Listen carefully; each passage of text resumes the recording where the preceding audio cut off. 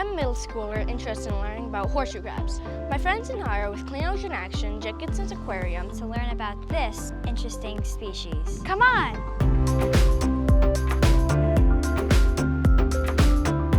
I'm Jennifer Langeris-Meyer. I am a marine biologist here at Jenkinson's Aquarium, and I have a pretty enmeshed relationship with the ocean. It is part of my everyday life here at the aquarium. I also live very close to the ocean, so understanding the impacts as the ocean's changing is really important to me as well. I want to learn about horseshoe crabs because I hear they protect human health. Because they have so many legs. Because they don't look like real crabs. Because they can stay out of the water for hours at a time. Because I want to help them. One of the most amazing animals that we have here at the aquarium are the horseshoe crabs. And they're very unique for many, many reasons. One of the neat things about the horseshoe crabs here is that they're only found one place on the planet, and that's the Western Atlantic. And they are incredibly important creatures because these guys have remained unchanged for well over 400 million years.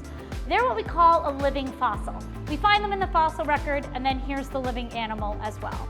In the ecosystem, their eggs are an essential food source for migrating birds like red knots.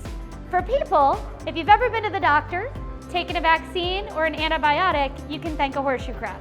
They have some really incredible enzymes in their blood that actually help us create better medicines. So even though horseshoe crabs have been in our ocean for hundreds of millions of years, they do face a lot of challenges and are actually under threat from a lot of different sources. We used to overharvest them for things like eel bait and fertilizer. We also used to overharvest them for their medical use. The good thing is some of that's declined, but now they're facing new threats. Things like runoff from fertilizer, or what we call non-point source pollution. So pollution that ends up in the ocean, but we're not entirely sure how it got there. It can be things like plastics that they can become entangled in, or heavy chemicals like what we might put on our lawn to help our grass grow.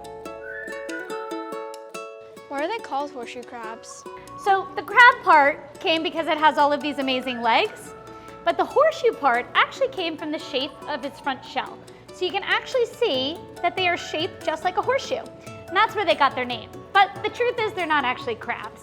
So even though we call them horseshoe crabs, they're probably more closely related to things like spiders and arachnids. How many legs do they have? They actually have what we would think of as 10 legs that they would walk on, so you can see underneath.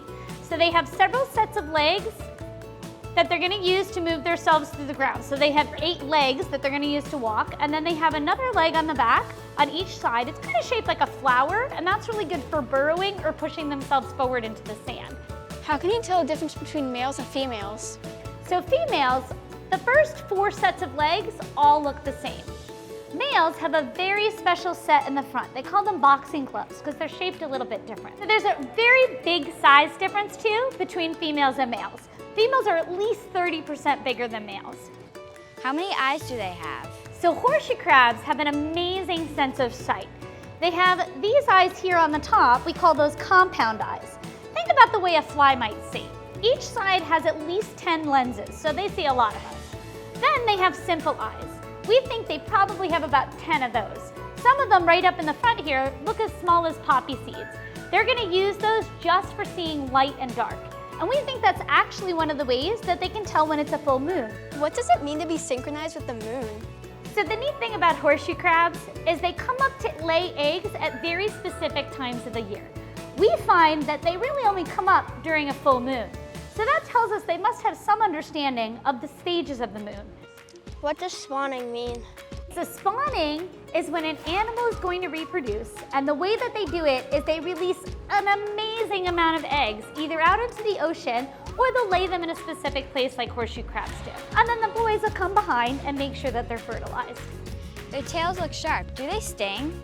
Great question, guys. So they do have a very long pointed tail, but don't worry, it's not for any kind of protection.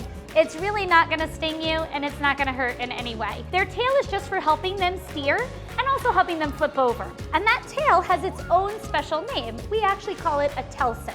It's only attached by one very small muscle. So you never wanna pick up a horseshoe crab by its tail because it's really easy to injure them. And unlike some other animals, they can't regrow their tail. So it's really important that if you do ever wanna pick up a crab to move it, you only use this nice heavy-duty shell up front. How old do they live to be? They can live to be 20 years old. maybe even a little longer. Now for them to grow, they actually have to change out this very hard shell that they live in, because the shell itself isn't going to change size or shape. So just like our horseshoe crab here, what they'll do is they'll shed their old shell and they'll form a new one in its place. And this is a really great way for them to increase in size and still have that nice protective covering. Do they have gills? Like other crabs and animals that live in the ocean, these guys breathe with gills. What that means is they have to stay wet or underwater in order to get oxygen. As long as they stay wet, they can stay out of the water for up to 48 hours at a time. How could we help horseshoe crabs? One of the best ways that we can help these amazing animals is actually by teaching each other what we know. So talk to your friends and family and tell them all of the neat facts you guys have learned about horseshoe crabs. Also, make sure that we're taking care of our oceans. This means that we're watching how much chemicals we may be putting on our lawn. And when you're at the beach, always take with you what you brought with you. It never hurts to join a cleanup too. Wow, horseshoe crabs are amazing. I enjoy learning about them and how we can help them. We hope you did too.